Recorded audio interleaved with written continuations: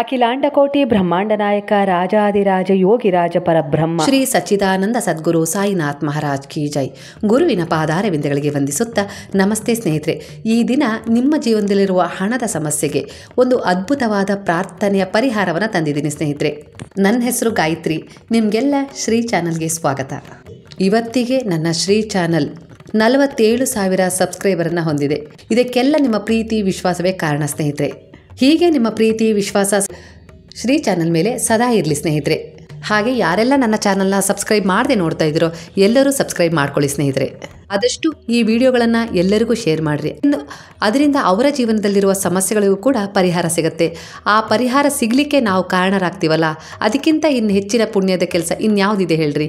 ಹಾಗಾದರೆ ಇವತ್ತಿನ ವಿಚಾರ ಏನಪ್ಪ ಅಂದರೆ ಹಣದ ಸಮಸ್ಯೆ. ಅಂದರೆ ಆರ್ಥಿಕವಾಗಿ ನಾವು ತುಂಬ ಹಿಂದೆ ಇದ್ದೀವಿ. ಏನೇ ವ್ಯವಹಾರ ಮಾಡಿದ್ರೂ ಅದರಲ್ಲಿ ಲಾಭ ಸಿಗ್ತಾ ಇಲ್ಲ. ಯಾರಿಗೋ ಸಾಲ ಕೊಡಬೇಕು, ಕೊಡೋಕ್ಕಾಗ್ತಾ ಇಲ್ಲ. ಹಾಗೆ ನಮ್ಗೆ ಯಾರೋ ಹಣ ಕೊಡಬೇಕು, ಅವರು ಸಹ ಕೊಡದೆ ಸತಾಯಿಸ್ತಾ ಇದ್ದಾರೆ. ಹಾಗೆ ನಾವು ಹಣವನ್ನು ಯಾವುದೋ ಜಾಗದಲ್ಲಿ ಹೂಡಿಕೆ ಮಾಡಿದ್ವಿ, ವ್ಯಾಪಾರದಲ್ಲಿ ಹೂಡಿಕೆ ಮಾಡಿದ್ವಿ, ಅಲ್ಲಿ ನಮಗೇನೋ ತೊಂದರೆಯಾಗಿ ನಾವು ಅದರಿಂದ ಹಿಂಸರಿದಿದ್ದೀವಿ, ಅಲ್ಲಿಂದ ಹಣ ಹೊರಗೆ ಬರ್ತಾ ಇಲ್ಲ ಅನ್ನೋರಿಗೂ ಕೂಡ ಈ ಪ್ರಾರ್ಥನೆ ಫಲದಾಯಕವಾಗಿದೆ ಸ್ನೇಹಿತರೆ. ಹಾಗೆ ನಾವು ಯಾರಿಗೋ ಸಾಲ ಕೊಡಬೇಕು, ಕೊಡೋಕ್ಕಾಗ್ತಾ ಇಲ್ಲ, ನಾವು ಯಾರ ಹತ್ರನೋ ಹಣ ಸಹಾಯ ಕೇಳಿದ್ದೀವಿ, ಅವರು ಸಹ ನಮಗೆ ಕೊಡದೆ ಸತಾಯಿಸ್ತಾ ಇದ್ದಾರೆ ಅಂದರೂ ಕೂಡ ಈ ಪ್ರಾರ್ಥನೆ ಫಲ ಕೊಡುತ್ತೆ ಸ್ನೇಹಿತರೆ. ಆದರೆ ನಾನು ಪ್ರತಿ ಬಾರಿ ಹೇಳದಂತೆ ನಾವು ಏನೇ ಮಾಡಲಿ ಅದರಲ್ಲಿ ಮೊದಲು ನಮಗೆ ಭರವಸೆ ಇರಬೇಕು, ವಿಶ್ವಾಸ ಇರಬೇಕು, ನಂಬಿಕೆ ಇರಬೇಕು. ಪೂರ್ಣ ಪ್ರಮಾಣದ ಶರಣಾಗತಿಯನ್ನು, ಸಮರ್ಪಣೆಯನ್ನು ನಾವು ಆ ವಿಚಾರದಲ್ಲಿ ಹೊಂದಬೇಕು. ಆಗ ಮಾತ್ರ ಅದರಿಂದ ನಾವು ಫಲವನ್ನು ಪಡೀಲಿಕ್ಕೆ ಸಾಧ್ಯ ಆಗುತ್ತೆ ಸ್ನೇಹಿತರೆ. ನಮಗೆ ಜೀವನದಲ್ಲಿ ಈ ರೀತಿ ಹಣದ ಸಮಸ್ಯೆಗಳಾಗೋದು, ಆ ಹಣದ ವಿಚಾರದಲ್ಲಿ ಅಡೆತಡೆಗಳಾಗ್ತಾ ಇದ್ದಾವೆ ಅಂದರೆ, ಹಣ ತೆಗಿಲಿಕ್ಕೆ ಕಷ್ಟ ಆಗ್ತಾ ಇದೆ ಅಂದರೆ ಅದು ಈ ಒಂದು ಸಣ್ಣ ಪ್ರಾರ್ಥನೆಯಿಂದ ಖಂಡಿತ ಪರಿಹಾರ ಆಗುತ್ತೆ ಸ್ನೇಹಿತರೆ. ನಂಬಿಕೆ ಇಟ್ಟು ಮಾಡ್ಕೊಳ್ರಿ, ಇವತ್ತಿಂದಲೇ ಮಾಡ್ಕೊಳ್ರಿ, ಖಂಡಿತವಾಗಿ ನಿಮ್ಮ ಸಮಸ್ಯೆಗೆ ಪರಿಹಾರ ಸಿಕ್ಕೇ ಸಿಗುತ್ತೆ. ಒಂದು ಪ್ರಾರ್ಥನೆ ನಿಮ್ಮ ಮನಸ್ಸನ್ನು ಶುದ್ಧೀಕರಣ ಮಾಡುತ್ತೆ. ಅಂದರೆ ಕ್ಲೈನ್ಸಿಂಗ್ ಅಂತೀವಲ್ವಾ, ಆ ಥರ ನಮ್ಮ ಮುಖದಲ್ಲಿರುವ ಡೆಡ್ ಸ್ಕಿನ್ನನ್ನು ತೆಗಿಲಿಕ್ಕೆ ನಾವು ಯಾವ ಥರ ಕ್ಲೈನ್ಸಿಂಗ್ ಮಾಡ್ತೀವಿ, ಹಾಗೆ ನಮ್ಮ ದೇಹದಲ್ಲಿರುವ ವಿಷಕಾರಿ ಪದಾರ್ಥಗಳನ್ನು ಹೊರ ಹಾಕಲಿಕ್ಕೆ ನಾವು ಯಾವ ರೀತಿ ಡಿಟಾಕ್ಸ್ ಡ್ರಿಂಕ್ ಅಂತ ಹೇಳಿ ನಾವು ಕುಡಿತೀವಲ್ವಾ, ಬೆಳಗಿನ ಒಂದು ಡಿಟಾಕ್ಸ್ ಡ್ರಿಂಕ್ ಕಷಾಯದ ರೂಪದಲ್ಲಿ ಹೇಗೆ ಕುಡಿತೀವೋ ಅದೇ ತರಹ ನಮ್ಮ ಜೀವನದಲ್ಲಿ ಹಣದ ವಿಚಾರದಲ್ಲಿ ಅಡೆತಡೆಗಳಾಗ್ತಾ ಇದೆ. ಸಾಲದ ಸಮಸ್ಯೆ ಬಗೆಹರಿತಾ ಇಲ್ಲ, ಹಣ ನಮ್ಗೆ ಯಾರೋ ಕೊಡಬೇಕು, ಕೊಡ್ತಾ ಇಲ್ಲ. ಹಾಗೆ ನಾವು ಎಲ್ಲೋ ಒಂದು ಹತ್ರ ಹಣವನ್ನು ಹೂಡಿಕೆ ಮಾಡಿದ್ವಿ, ಅಲ್ಲಿ ನಮಗೆ ಹಣ ನಮ್ಮ ಹತ್ರ ಬಂದು ಸೇರ್ತಾ ಇಲ್ಲ ಅಂದರೆ ಇದು ಕೂಡ ನಮ್ಮ ಮನಸ್ಸಿನಲ್ಲಿರುವ ಕೊಳಕು ಆಲೋಚನೆಗಳಾಗಿರ್ಬೋದು, ಹಾಗೆ ವಿಚಾರಗಳಾಗಿರ್ಬೋದು. ಕೊಳಕು ಆಲೋಚನೆಗಳಂದ್ರೆ ಕೆಟ್ಟ ಕರ್ಮ, ಪಾಪಗಳಾಗಿರಬಹುದು. ಅದು ಈ ಜನ್ಮದಲ್ಲಿ ಮಾಡಿರೋದಾಗಿರ್ಬೋದು, ಇಲ್ಲ ಹೋದ ಜನ್ಮದಲ್ಲಿ ಮಾಡಿರೋದಾಗಿರ್ಬೋದು, ನಾವು ಮಾಡಿರೋದಾಗಿರ್ಬೋದು, ಇಲ್ಲವೇ ನಮ್ಮ ಪೂರ್ವಜರು ಮಾಡಿರೋದಾಗಿರ್ಬೋದು ಸ್ನೇಹಿತರೆ. ಎಲ್ಲದನ್ನು ನಾವು ಈ ರೀತಿಯಲ್ಲಿ ಹಣದ ವಿಚಾರದಲ್ಲಿ ಅಡೆತಡೆಯ ರೂಪದಲ್ಲಿ ಅನುಭವಿಸ್ತಾ ಇರ್ತೀವಿ ಸ್ನೇಹಿತರೆ. ಹಾಗೆ ಹಿಂದಿನ ಜನ್ಮದಲ್ಲಿ ಯಾವುದೇ ರೀತಿ ಒಂದು ಕೆಟ್ಟ ಕರ್ಮಗಳನ್ನು ಸಂಚಿತ ಕರ್ಮ ಎಂಬ ಹೆಸರಲ್ಲಿ ಕೂಡಿಟ್ಟು ಬಂದಿರ್ತೀವಲ್ಲ, ಅದನ್ನೇ ನಾವು ಈ ಪ್ರಾರಬ್ಧ ವರ್ತಮಾನದಲ್ಲಿ ಅನುಭವಿಸೋದು ಸ್ನೇಹಿತರೆ. ಅವೇ ನಮಗೆ ಸಮಸ್ಯೆಗಳಾಗಿ ಈ ಜೀವನದಲ್ಲಿ ಕಾಡ್ತಾ ಇರೋದು. ಈ ಸಮಸ್ಯೆಗಳಿಗೆ ಪರಿಹಾರ ಇಲ್ಲ ಅಂತಲ್ಲ, ಈ ಸಮಸ್ಯೆಗಳಿಗೆ ಪರಿಹಾರ ಇದ್ದೇ ಇದೆ. ಭಗವಂತ ನಮ್ಮ ಸೃಷ್ಟಿಗೆ ಕಾರಣನಾಗಿದ್ದಾನೆ, ಅವನ ಅಂಶವೇ ನಾವು ಅಂದಮೇಲೆ ಅವನಿಗೆ ನಮ್ಮ ಮೇಲೆ ಪ್ರೀತಿ ಇದ್ದೇ ಇರುತ್ತೆ. ಹಾಗಾಗಿ ಒಂದಲ್ಲ ಒಂದು ದಾರಿ ಈ ಕರ್ಮಗಳಿಂದ, ಪಾಪಗಳಿಂದ ಹೊರಗೆ ಬರಲಿಕ್ಕೆ ದಾರಿಯನ್ನು ಇಟ್ಟಿರ್ತಾರೆ. ಹಾಗೆ ಅವರು ಕೂಡ ಪ್ರತಿಯೊಂದು ಒಳ್ಳೆಯ ಕರ್ಮದ ಹೆಸರಲ್ಲಿ ನಮ್ಮ ಬಳಿ ಆಗಾಗ ಬರ್ತಾನೆ ಇರ್ತಾರೆ. ಒಳ್ಳೆಯ ಕರ್ಮಗಳನ್ನು ಮಾಡು, ಒಳ್ಳೆಯ ಆಲೋಚನೆಯನ್ನು ಮಾಡು, ಒಳ್ಳೆಯದನ್ನು ರೂಢಿಸ್ಕೊ ಅಂತ ಹೇಳಿ ಈ ರೀತಿಯಾಗಿ ಪ್ರತಿ ಮನೆ ಬಾಗಿಲಿಗೂ, ಪ್ರತಿಯೊಬ್ಬ ವ್ಯಕ್ತಿಯ ಮನಸ್ಸಲ್ಲೂ ಕೂಡ ಒಂದು ಸಾರಿ ಸುಳಿದು ಹೋಗುತ್ತೆ ಒಳ್ಳೆ ವಿಚಾರ. ಆದರೆ ನಾವು ಅದನ್ನು ಹೇಗೆ ತೆಗೆದುಕೊಳ್ತೀವಿ ಅನ್ನೋದ್ರ ಮೇಲೆ ನಮ್ಮ ಜೀವನ ನಿಂತಿರುತ್ತೆ. ಕೆಲವರು ಇದೇನಿದು ಕೇಳಕ್ಕಷ್ಟೇ ಚಂದ ಅಂತ ಹೇಳಿ ಬಿಟ್ಬಿಡ್ತಾರೆ, ಕೆಲವರು ಅದನ್ನು ಜೀವನದಲ್ಲಿ ಅಳವಡಿಸ್ಕೊಂಡರ ಜೀವನ ಒಳ್ಳೆ ರೀತಿಯಲ್ಲಿ ಪ್ರಗತಿ ಹೊಂದುತ್ತಾ ಹೋಗುತ್ತೆ. ಇದೇನಿದು ಬಿಡು ಅಂದಿರ್ತಾರಲ್ಲ, ಅವ್ರ ಜೀವನ ಮತ್ತೆ ಅದೇ ರಾಗ ಅದೇ ಹಾಡು ಅನ್ನೋ ಹಾಗೆ ನಡೀತಾನೆ ಇರುತ್ತೆ ಸ್ನೇಹಿತರೆ. ಸಮಸ್ಯೆ ಯಾವುದೇ ಆಗಿರ್ಬೋದು, ಗಂಡ ಹೆಂಡತಿಯ ಮಧ್ಯೆ ಸಮಸ್ಯೆ ಆಗಿರ್ಬೋದು, ವೈಮನಸ್ಸಾಗಿರ್ಬೋದು, ಪ್ರೀತಿ ಇಲ್ಲದೆ ಇರ್ಬೋದು, ಒಳ್ಳೆ ರೀತಿಯಲ್ಲಿ ಅಂಡರ್ಸ್ಟ್ಯಾಂಡಿಂಗ್ ಅಂದರೆ ಹೊಂದಾಣಿಕೆ ಇಲ್ಲದೆ ಇರ್ಬೋದು. ಹಾಗೆ ನಾವು ಮಾಡುವ ಕೆಲಸದ ಜಾಗದಲ್ಲಿ ನಮ್ಗೆ ಯಾರಾದರೂ ತೊಂದರೆ ಕೊಡ್ತಾ ಇದ್ದಾರೆ, ಹಾಗೆ ನಮ್ಮ ಅಕ್ಕ ಪಕ್ಕದ ಮನೆಯವರು ನಮಗೆ ತೊಂದರೆ ಕೊಡ್ತಾ ಇದ್ದಾರೆ, ಹಾಗೆ ಸಂಬಂಧಿಕರಿಂದ ನೋವು ಅನುಭವಿಸ್ತಾ ಇದ್ದೀವಿ, ಇಲ್ಲ ಕಾಯಿಲೆಗಳಿಂದ, ಅನಾರೋಗ್ಯದ ಸಮಸ್ಯೆಯಿಂದ ನೋವು ಅನುಭವಿಸ್ತಾ ಇದ್ದೀವಿ ಅಂದರೆ ಇದಕ್ಕೆಲ್ಲ ನಮ್ಮ ಹಿಂದಿನ ಜನ್ಮದ ಪ್ರಾರಬ್ಧ ಕರ್ಮವೇ. ಅಂದರೆ ಸಂಚಿತ ಕರ್ಮದಲ್ಲಿ ನಾವು ಏನು ಗಳಿಸಿಟ್ಟು ಬರ್ತೀವಲ್ಲ ಅದೇ ಕಾರಣವಾಗಿರುತ್ತೆ ಸ್ನೇಹಿತರೆ. ಅದನ್ನೇ ನಾವು ಇಲ್ಲಿ ಭೋಗಿಸುವ ಕೆಲಸವನ್ನು ಮಾಡ್ತಾ ಇದ್ದೀವಿ. ಹೋದ ಜನ್ಮದಲ್ಲಿ ನಾವು ಯಾವ ಬುತ್ತಿಯನ್ನು ಕಟ್ಟಿಟ್ಟು ಬಂದಿರ್ತೀವೋ ಆ ಬುತ್ತಿಯ ಫಲವನ್ನೇ, ಆ ಬುತ್ತಿಯನ್ನೇ ನಾವು ಈ ಜನ್ಮದಲ್ಲಿ ಊಟ ಮಾಡೋದನ್ನೇ ಪ್ರಾರಬ್ಧ ಕರ್ಮ, ವರ್ತಮಾನ ಅಂತ ಹೇಳ್ತಾರೆ ಸ್ನೇಹಿತರೆ. ಕೆಲವರು ಹೇಳ್ತಾರಲ್ವಾ, ನಾನು ಈ ಜನ್ಮದಲ್ಲಿ ಏನೂ ಕೆಟ್ಟ ಕೆಲಸ ಮಾಡಿಲ್ಲ, ಯಾರಿಗೂ ಕೆಟ್ಟದನ್ನು ಬಯಸಿಲ್ಲ, ಆದರೂ ಕೂಡ ನನ್ನ ಜೀವನದಲ್ಲಿ ಅನೇಕ ರೀತಿಯ ಕಷ್ಟಗಳಿದ್ದಾವೆ, ದುಃಖಗಳಿದ್ದಾವೆ, ಅವಮಾನಗಳನ್ನು ಎದುರಿಸ್ತಾ ಇದ್ದೀನಿ, ಈ ನಿಂದನೆಗಳನ್ನು ಎದುರಿಸ್ತಾ ಇದ್ದೀವಿ ಅಂತ ಹೇಳ್ತೀವಲ್ವಾ ಸ್ನೇಹಿತರೆ. ಅದಕ್ಕೆಲ್ಲ ಕಾರಣ ನಮ್ಮ ಹಿಂದಿನ ಜನ್ಮದ ಸಂಚಿತ ಕರ್ಮ, ನಮ್ಮ ಹಿಂದಿನ ಜನ್ಮದ ಪ್ರಾರಬ್ಧ ಕರ್ಮ ಸ್ನೇಹಿತರೆ. ಅದೇ ಈ ಜೀವನದಲ್ಲಿ ನಮಗೆ ಸಮಸ್ಯೆ ಉಂಟು ಮಾಡ್ತಾ ಇರತ್ತೆ. ಅದನ್ನೇ ನಾವು ಈ ಪ್ರಸ್ತುತ ಈಗೇನು ಜೀವನ ಮಾಡ್ತಾ ಇದೀವಲ್ಲ ವರ್ತಮಾನದಲ್ಲಿ ಅದನ್ನೇ ನಾವು ಕ್ಲೀನ್ ಮಾಡ್ಕೊಳ್ಳೋ ಕೆಲಸ ಮಾಡಬೇಕು. ಅಂದರೆ ಸ್ವಚ್ಛಗೊಳಿಸುವ ಕೆಲಸವನ್ನು ಮಾಡ್ಕೊಳ್ಬೇಕು ಸ್ನೇಹಿತರೆ. ಅದನ್ನು ಮಾಡ್ಕೊಳ್ಳಿಕ್ಕೂ ಸಾಧ್ಯ. ಅದಕ್ಕೆ ನಮಗೆ ಮತ್ತೊಂದು ಅವಕಾಶ ಕೊಟ್ಟಿರ್ತಾರೆ ಭಗವಂತ. ಪುನರಪಿ ಜನನಂ ಪುನರಪಿ ಮರಣಂ ಅನ್ನೋದು ಅದಕ್ಕೆ. ಹಿಂದಿನ ಜನ್ಮದಲ್ಲಿ ಏನು ಗಳಿಸಿಟ್ಟು ಬಂದಿರ್ತೀವಲ್ಲ, ಹಿಂದಿನ ಜನ್ಮದಲ್ಲಿ ನಾವು ಏನು ಕೆಟ್ಟ ಕರ್ಮ ಮಾಡಿರಲಿ, ಒಳ್ಳೆಯದನ್ನೇ ಮಾಡಿರಲಿ, ಅದನ್ನು ನಾವಿಲ್ಲಿ ಊಟ ಮಾಡಲಿಕ್ಕೂ ಅವಕಾಶ ಕೊಟ್ಟಿರ್ತಾರೆ, ಹಾಗೆ ಅದನ್ನು ಕಳೆದುಕೊಳ್ಳಿಕ್ಕೂ ಅವಕಾಶ ಕೊಟ್ಟಿರ್ತಾರೆ ಸ್ನೇಹಿತರೆ. ಹಾಗೆ ಅನೇಕ ರೀತಿಯಲ್ಲಿ ಒಳ್ಳೆಯ ಮಾರ್ಗದರ್ಶನ ಸಂದೇಶಗಳ ಮೂಲಕ ನಮಗೆ ಒಳ್ಳೆಯ ಕರ್ಮ ಮಾಡು, ಒಳ್ಳೆಯದನ್ನು ಹೊಂದು, ಒಳ್ಳೆಯದನ್ನು ಬಯಸು ಅಂತೇಳಿ ಅನೇಕ ರೀತಿಯಲ್ಲಿ ಭಗವಂತ ಸೂಚನೆಗಳ ಮೂಲಕ ನಮ್ಮ ಬಳಿಗೆ ಬಂದು ಹೋಗ್ತಾನೆ ಇರ್ತಾರೆ. ನಾವು ಅದನ್ನು ಅರ್ಥ ಮಾಡಿಕೊಂಡು ಅದನ್ನು ತಗೊಂಡಾಗ ಮಾತ್ರ ನಮ್ಮ ಜೀವನದಲ್ಲಿ ಉನ್ನತಿಯನ್ನು ಕಾಣಲಿಕ್ಕೆ ಸಾಧ್ಯ. ಮಾತು ಉತ್ಪ್ರೇಕ್ಷೆ ಅಂತ ಅನ್ಕೊಳ್ಬೇಡ್ರಿ, ಖಂಡಿತವಾಗಿಯೂ ಇದನ್ನು ಅಳವಡಿಸ್ಕೊಂಡು ನೋಡ್ರಿ, ಅದೇ ಸತ್ಯವಾಗಿ ಬದಲಾಗತ್ತೆ ಸ್ನೇಹಿತರೆ. ನಾವೆಷ್ಟು ಫಾಸ್ಟಾಗಿ ಇನ್ನೊಬ್ರು ಕೆನ್ನೆ ಹೊಡಿತೀವೋ ಅಷ್ಟೇ ಫಾಸ್ಟಾಗಿ ಅವರು ಕೂಡ ನಮ್ಮ ಕೆನ್ನೆ ಹೊಡೆದಿರ್ತಾರಲ್ವ, ಅದೇ ಸ್ನೇಹಿತರೆ ಕರ್ಮ ಅನ್ನೋದು. ಎಷ್ಟೋ ರೀತಿಯಲ್ಲಿ ಕೆಟ್ಟ ಕರ್ಮಗಳನ್ನು ಮಾಡ್ತೀವಲ್ವ, ಅದು ಅಷ್ಟೇ ಫಾಸ್ಟಾಗಿ ಬಂದು ನಮ್ಮನ್ನೇ ಸೇರತ್ತೆ ಸ್ನೇಹಿತರೆ. ಯಾಕಂದರೆ ಅದರ ಮೂಲ ಕರ್ತೃ ನಾವೇ ಆಗಿರ್ತೀವಲ್ವ. ಹಾಗಾಗಿ ಈ ರೀತಿಯಾಗಿ ನಾವು ಕೆಟ್ಟ ಕರ್ಮಗಳನ್ನು ಕಳೆದುಕೊಳ್ಬೇಕು. ಇಲ್ಲ ಅಂದರೆ ನಾವು ಜೀವನದಲ್ಲಿ ಉನ್ನತಿಯನ್ನು ಸಾಧಿಸಲಿಕ್ಕೆ ಸಾಧ್ಯನೇ ಇಲ್ಲ. ಇದೇ ನನ್ನ ಹಣೆ ಬರಹ ಅಂತೇಳಿ ಇದೇ ಥರ ಬದುಕಿ ಇದೇ ಥರ ಸಾಯಬೇಕಾಗತ್ತೆ. ಹಣೆ ಬರಹವನ್ನು ನಾವು ಬದಲಾಯಿಸ್ಕೊಳ್ಳೋ ಶಕ್ತಿ ಆ ಭಗವಂತ ನಮ್ಗೆ ಕೊಟ್ಟಿದ್ದಾನೆ. ಅದನ್ನು ನಾವು ಅರ್ಥ ಮಾಡ್ಕೊಳ್ಬೇಕು ಒಳ್ಳೆಯ ಕರ್ಮಗಳ ಮೂಲಕ. ಇಲ್ಲಿ ನನ್ನ ಕೈಯಿಂದ ಏನೂ ಆಗೋದಿಲ್ಲ, ನಾನು ಏನೂ ಸಾಧನೆ ಮಾಡೋಕ್ಕಾಗೋದಿಲ್ಲ, ಇದೇ ನನ್ನ ಹಣೆ ಬರಹ ಅಂತೇಳಿ ಒಪ್ಕೊಂಡು ಜೀವನ ಮಾಡ್ತೀನಿ ಅಂದರೆ ಹಾಗೂ ಮಾಡ್ಬೋದು. ಇಲ್ಲ, ನನ್ನ ಹಣೆ ಬರಹವನ್ನು ಬದಲಾಯಿಸ್ಕೊಳ್ತೀನಿ, ಆ ನಿಟ್ಟಿನಲ್ಲಿ ನಾನು ಹೋರಾಟ ಮಾಡ್ತೀನಿ, ಸಾಧನೆ ಮಾಡ್ತೀನಿ, ಕೆಲಸ ಮಾಡ್ತೀನಿ, ಏನು ಬೇಕೋ ಅದನ್ನು ಸಾಧನೆ ಮಾಡ್ತೀನಿ, ವ್ಯಾಪಾರ ಮಾಡ್ತೀನಿ, ನಾನು ಎಲ್ಲರಿಗಿಂತ ಉತ್ತಮ ವ್ಯಾಪಾರ ಮಾಡಬಲ್ಲೆ, ಶ್ರೀಮಂತನಾಗಬಲ್ಲೆ ಅಂಥೇಳಿ ನಾವು ಮನಸ್ಸಲ್ಲಿ ದೃಢತೆಯನ್ನು ಹೊಂದಿ ಭರವಸೆಯನ್ನು ಹೊಂದಿದರೆ, ನಮ್ಮ ಬಗ್ಗೆ ನಾವು ಭರವಸೆಯನ್ನು ಹೊಂದಿದರೆ ಖಂಡಿತ ನಮ್ಮಿಂದ ಸಾಧನೆ ಆಗೇ ಆಗುತ್ತೆ ಸ್ನೇಹಿತರೆ. ಒಟ್ಟಾರೆಯಾಗಿ ಹೇಳಬೇಕು ಅಂದರೆ ನಮ್ಮ ಜೀವನದಲ್ಲಿ ಈಗ ಪ್ರಸ್ತುತವಾಗಿ ಏನು ಅಡೆತಡೆಗಳಾಗ್ತಾ ಇದ್ದಾವಲ್ಲ, ಅದಕ್ಕೆಲ್ಲ ಕಾರಣ ನಮ್ಮ ಪ್ರಾರಬ್ಧ ಕರ್ಮ. ಹಾಗಾಗಿ ಇದನ್ನು ನಾವು ಅರಿತು ನಮ್ಮ ಮತ್ತು ಗೆಲುವಿನ ಮಧ್ಯೆ, ಅಂದರೆ ನಾವು ಏನು ಸಾಧನೆ ಮಾಡಬೇಕು ಅಂತ ಇದ್ದೀವಿ, ಏನೋ ಒಂದು ಪಡ್ಕೊಳ್ಬೇಕು ಅಂತ ಹಂಬಲಿಸ್ತಾ ಇದ್ದೀವಲ್ಲ, ಅದ್ರ ಮಧ್ಯೆ ಇರುವ ಬ್ಲಾಕೇಜ್ ಅಂದರೆ ಅಡೆತಡೆಯನ್ನು ಕ್ಲಿಯರ್ ಮಾಡ್ಕೊಳ್ಬೇಕು ಸ್ನೇಹಿತರೆ, ಅಂದರೆ ನಿವಾರಣೆ ಮಾಡ್ಕೊಳ್ಬೇಕು. ಅದಕ್ಕೆ ಈ ಶುದ್ಧವಾದ ಒಂದು ಸಣ್ಣ ಪ್ರಾರ್ಥನೆಯನ್ನು ನಾವು ನಮ್ಮ ಜೀವನದ ಒಂದು ಭಾಗವನ್ನಾಗಿಸ್ಬಿಟ್ರೆ ಸಾಕು, ಖಂಡಿತವಾಗಿಯೂ ನಮ್ಮ ಎಲ್ಲ ಸಮಸ್ಯೆಗಳಿಗೆ ಅಡೆತಡೆಗಳಿಗೆ ಪರಿಹಾರ ಸಿಗ್ತಾ ಹೋಗುತ್ತೆ ಸ್ನೇಹಿತರೆ. ಅಂದರೆ ಈ ಒಂದು ಸಣ್ಣ ಪ್ರಾರ್ಥನೆ ನಮ್ಮ ಕೆಟ್ಟ ಕರ್ಮ ಪಾಪ ಹೊರ ಹಾಕಲಿಕ್ಕೆ ಸಹಾಯ ಮಾಡುತ್ತೆ. ಈ ದಿನದಿಂದಲೇ ಶುರು ಮಾಡಿರಿ ಈ ಪ್ರಾರ್ಥನೆಯನ್ನು. 7 ದಿನನಾದರೂ ಮಾಡಿರಿ, 7 ವರ್ಷನಾದರೂ ಮಾಡಿರಿ, 7 ಜನ್ಮನಾದರೂ ಮಾಡಿರಿ. ಈ ಪ್ರಾರ್ಥನೆ ಅಂತೂ ನೀವು ಮಾಡ್ತಾನೆ ಇರಬೇಕು ಸ್ನೇಹಿತರೆ. ನಿಮ್ಮ ಕೊನೆಯ ಉಸಿರಿರೋವರೆಗೂ ಈ ಪ್ರಾರ್ಥನೆಯನ್ನು ನೀವು ಮಾಡೋದ್ರಿಂದ ಖಂಡಿತ ನಿಮ್ಮ ಜೀವನ ಅತ್ಯುತ್ತಮವಾದ ಒಂದು ಬದಲಾವಣೆಯನ್ನು ಹೊಂದುತ್ತೆ. ನೀವೇ ಕಮೆಂಟಲ್ಲಿ ತಿಳಿಸ್ತೀರಾ ಸ್ನೇಹಿತರೆ, ಅಷ್ಟೊಂದು ಪರಿಣಾಮಕಾರಿ ಮಹತ್ವವನ್ನು ಹೊಂದಿದೆ ಈ ಚಿಕ್ಕ ಪ್ರಾರ್ಥನೆ. ನಾವು ದಿನನಿತ್ಯ ರಾತ್ರಿ ಮಲಗುವ ಮುಂಚೆ ನಾವು ನಂಬಿದ ಬಾಬಾನನ್ನು ಸ್ಮರಣೆ ಮಾಡ್ಕೊಳ್ಬೇಕು. ಬಾಬಾ ನನ್ನನ್ನು ಕ್ಷಮಿಸಿಬಿಡಿ ಕೊಳ್ಳಿ. ಹಾಗೆ ಮಲಗುವ ಮುನ್ನ ಬಾಬಾ ನನ್ನನ್ನು ಕ್ಷಮಿಸಿ, ದಯವಿಟ್ಟು ನನ್ನನ್ನು ಕ್ಷಮಿಸಿಬಿಡಿ, ನನ್ನನ್ನು ಕ್ಷಮಿಸಿದ್ದಕ್ಕಾಗಿ ಧನ್ಯವಾದಗಳು, ನಾನು ನಿಮ್ಮನ್ನು ತುಂಬ ಪ್ರೀತಿಸ್ತೀನಿ. ಇದೇ ಒಂದು ಸಣ್ಣ ಪ್ರಾರ್ಥನೆಯನ್ನು ನಾವು ಮಾಡ್ಕೊಳ್ಬೇಕು ಸ್ನೇಹಿತರೆ. ಹಾಗಾದರೆ ಇಷ್ಟು ಪ್ರಾರ್ಥನೆಯನ್ನು ಮಾಡ್ಕೊಂಡ ತಕ್ಷಣ ನಮ್ಮ ಎಲ್ಲ ಕಷ್ಟಗಳು ಬಗೆಹರಿತಾವ ಅಂತೇಳಿ ನೀವು ಕೇಳ್ಬೋದು ಸ್ನೇಹಿತರೆ. ಆದರೆ ಈ ಪ್ರಾರ್ಥನೆ ಮಾಡೋದಕ್ಕಿಂತ ಮೊದಲು ನೀವು ಸಮರ್ಪಣೆಯಾಗಿರಬೇಕು ಗುರುವಿನಲ್ಲಿ. ಸಮರ್ಪಣಾ ಮನೋಭಾವ ಅಂದರೆ ಶುದ್ಧವಾದ ಭಾವದೊಂದಿಗೆ ಎಲ್ಲ ಕೆಟ್ಟದನ್ನು ತೊರೆದು ನಿಮ್ಮನ್ನು ನೀವೇ ಬಾಬಾನ ಪಾದಗಳಲ್ಲಿ ಸಮರ್ಪಣೆ ಮಾಡ್ಕೊಳ್ಬೇಕು. ನನ್ನ ಕಷ್ಟ ದುಃಖ ಸಮಸ್ಯೆಗಳೆಲ್ಲವನ್ನು ನಿಮ್ಮ ಪಾದಗಳಲ್ಲಿಟ್ಟು ನಾನು ಶರಣಾಗ್ತಾ ಇದ್ದೀನಿ. ಒಳ್ಳೆಯದೇ ಆಗಿರಲಿ ಅದನ್ನು ನಿನ್ನ ಪಾದಗಳಲ್ಲಿ ಇಟ್ಟಿದ್ದೀನಿ, ಕೆಟ್ಟದೇ ಆಗಿರಲಿ ಅದನ್ನು ಕೂಡ ನಿನ್ನ ಪಾದಗಳಲ್ಲಿ ಇಟ್ಟಿದ್ದೀನಿ ಅಂತೇಳಿ ನಾವು ಅವರ ಪಾದಗಳಲ್ಲಿ ಶರಣಾಗಬೇಕು ಸ್ನೇಹಿತರೆ. ಅಂದರೆ ಸಮರ್ಪಣೆ ಬಹಳ ಮುಖ್ಯವಾದ ಪಾತ್ರವನ್ನು ವಹಿಸುತ್ತೆ ಸ್ನೇಹಿತರೆ. ಅಂದರೆ ಏನೋ ಹೇಳಿದ್ದಾರೆ ಅಂಥೇಳಿ ಒಂದು ಪ್ರಾರ್ಥನೆಯನ್ನು ಹೇಳಿಬಿಡೋಣ, ಬಾಬಾ ನನ್ನನ್ನು ಕ್ಷಮಿಸಿ, ದಯವಿಟ್ಟು ನನ್ನನ್ನು ಕ್ಷಮಿಸಿಬಿಡಿ, ಧನ್ಯವಾದಗಳು ಕ್ಷಮಿಸಿದ್ದಕ್ಕಾಗಿ, ನಾನು ನಿಮ್ಮನ್ನು ತುಂಬ ಪ್ರೀತಿಸ್ತೀನಿ ಅಂದ ತಕ್ಷಣ ನಿಮಗೆ ಫಲ ಸಿಗಲ್ಲ ಸ್ನೇಹಿತರೆ. ನೀವು ಯಾವ ಭಾವದೊಂದಿಗೆ, ನಿಷ್ಕಲ್ಮಶ ಭಾವದ ಸಮರ್ಪಣೆಯೊಂದಿಗೆ ಅವರ ಪಾದಗಳಿಗೆ ಈ ಪ್ರಾರ್ಥನೆಯೊಂದಿಗೆ ನೀವು ಸಮರ್ಪಣೆಯಾಗ್ತಿರೋ ಆಗ ಮಾತ್ರ ನಿಮಗೆ ಫಲ ಸಿಗುತ್ತೆ. ಇವತ್ತಿನ ದಿನವೇ ನೀವು ಸಮರ್ಪಣಾ ಮನೋಭಾವದಿಂದ ಅವರಿಗೆ ಪ್ರಾರ್ಥನೆ ಸಲ್ಲಿಸಿದ್ದೇ ಆದರೆ ಖಂಡಿತವಾಗಿಯೂ ನಾಳೆಗೆ ನಿಮಗೆ ಫಲ ಸಿಗುತ್ತೆ ಸ್ನೇಹಿತರೆ. ಆ ನಂಬಿಕೆ ಭರವಸೆ ನಿಮಗಿರಬೇಕು. ಈಗ ನಾನು ಈ ಪ್ರಾರ್ಥನೆ ವಿಚಾರ ಕೇವಲ ಹಣದ ಬಗ್ಗೆ ಮಾತ್ರ ತಗೊಂಡಿದ್ದೀನಿ ಸ್ನೇಹಿತರೆ. ಇದು ಅನೇಕ ಸಮಸ್ಯೆಗಳಿಗೆ ಪರಿಹಾರ ಆಗಿದೆ. ಆದರೂ ಕೂಡ ಹಣದ ವಿಚಾರದ ಬಗ್ಗೆ ನಾನು ಮಾತಾಡ್ತಾ ಇರೋದ್ರಿಂದ ಇವತ್ತು ಹಣದ ವಿಚಾರಕ್ಕೋಸ್ಕರ ಈ ಪ್ರಾರ್ಥನೆಯನ್ನು ಹೇಗೆ ಮಾಡಬೇಕು, ಹಣದ ಸಮಸ್ಯೆ ನಮ್ಮ ಜೀವನದಲ್ಲಿ ಯಾಕಾಗಿದೆ ಅದ್ರ ಬಗ್ಗೆ ವಿವರಣೆ ಕೊಡ್ತೀನಿ ಸ್ನೇಹಿತರೆ. ಹಣದ ಸಮಸ್ಯೆ ನಮಗೆ ಯಾಕೆ ಆಗ್ತಾ ಇರುತ್ತೆ ಅಂದರೆ, ನಾವು ಒಂದೊಂದ್ಸರಿ ಹಣಕ್ಕೆ ಗೌರವ ಕೊಟ್ಟಿರಲ್ಲ. ಹೇಗೆ ಬೇಕು ಹಾಗೆ ಖರ್ಚು ಮಾಡ್ಕೊಂಡಿರ್ತೀವಿ, ಹಾಗೆ ಎಲ್ಲಿ ಬೇಕಂದ್ರಲ್ಲಿ ಹಣವನ್ನು ಇಟ್ಟಿರ್ತೀವಿ. ಈಗ ನೋಡಿ, ಮನೆಯಲ್ಲಿ ಕೆಲವರಿಗೆ ಡಬ್ಬಿಗಳಲ್ಲಿ ಮತ್ತೆ ಎಲ್ಲಿ ಬೇಕಲ್ಲಿ ಅಲ್ಲಿ ಇಟ್ಟಿರ್ತಾರೆ. ಮಂಚದಡಿ ಇಟ್ಟಿರ್ತಾರೆ, ಹಾಗೆ ಟಿವಿ ಸ್ಟ್ಯಾಂಡ್ ಮೇಲೆ ಇಟ್ಟಿರ್ತಾರೆ, ಡ್ರೆಸ್ಸಿಂಗ್ ಟೇಬಲ್ ಡ್ರಾದಲ್ಲಿ ಇಟ್ಟಿರ್ತಾರೆ, ಗಾಡ್ರೇಜಲ್ಲಿ ಬಟ್ಟೆ ಅಡಿಗೆ ತುರುಕಿರ್ತಾರೆ. ಹೀಗೆ ದುಡ್ಡನ್ನು ಮನ ಬಂದಂತೆ ಮಡ್ಚಿ ಅದನ್ನು ಇಟ್ಟಿರ್ತಾರೆ. ಅದಕ್ಕೊಂದು ಗೌರವವನ್ನೇ ಕೊಟ್ಟಿರಲ್ಲ. ಹಾಗೆ ನಾವು ಪರ್ಸಲ್ಲೂ ಕೂಡ ದುಡ್ಡನ್ನು ಇಟ್ಕೊಳ್ತೀವಿ ಅನ್ನೋದ್ರ ಮೇಲೂ ಕೂಡ ದುಡ್ಡು ನಮ್ಮ ಹತ್ರ ನಿಲ್ಲುತ್ತೋ ಅದು ನಮ್ಮನ್ನು ಬಿಟ್ಟು ಹೋಗುತ್ತೋ ಅನ್ನೋದು ನಿರ್ಧಾರ ಮಾಡುತ್ತೆ ಸ್ನೇಹಿತರೆ. ಯಾಕಂದರೆ ಹಣವನ್ನು ನಾವು ಮಹಾಲಕ್ಷ್ಮಿಯ ಸ್ವರೂಪದಲ್ಲಿ ಕಾಣ್ತೀವಿ ಅಂದಾಗ ಅವಳನ್ನು ನಾವು ಯಾವ ರೀತಿ ಇಟ್ಕೊಳ್ತೀವೋ, ಆದರ, ಗೌರವ, ಪ್ರೀತಿ ಕೊಟ್ಟು ಇಟ್ಕೊಳ್ತೀವೋ ಅವಳು ಅಷ್ಟೇ ವಿಶ್ವಾಸದಿಂದ ನಮ್ಮ ಜೊತೆಗಿರ್ತಾಳೆ. ನಾವು ಅವಳನ್ನು ಯಾವ ರೀತಿ ವ್ಯವಹರಿಸ್ತೀವಿ ಅನ್ನೋದ್ರ ಮೇಲೆ ಅವಳು ನಮ್ಮ ಜೊತೆಗೆ ನಿಲ್ಲೋದು ಸ್ನೇಹಿತರೆ. ಯಾಕಂದರೆ ಮಹಾಲಕ್ಷ್ಮಿಯನ್ನು ನಾವು ಚಂಚಲೆಗೆ ಹೋಲಿಸಿದ್ದೀವಲ್ವ, ಹಾಗೆ ನಾವು ಈ ಜನ್ಮದಲ್ಲಿ ಹಣಕ್ಕೆ ಆ ರೀತಿ ಅಗೌರವವನ್ನು ಸೂಚಿಸಿಲ್ಲ.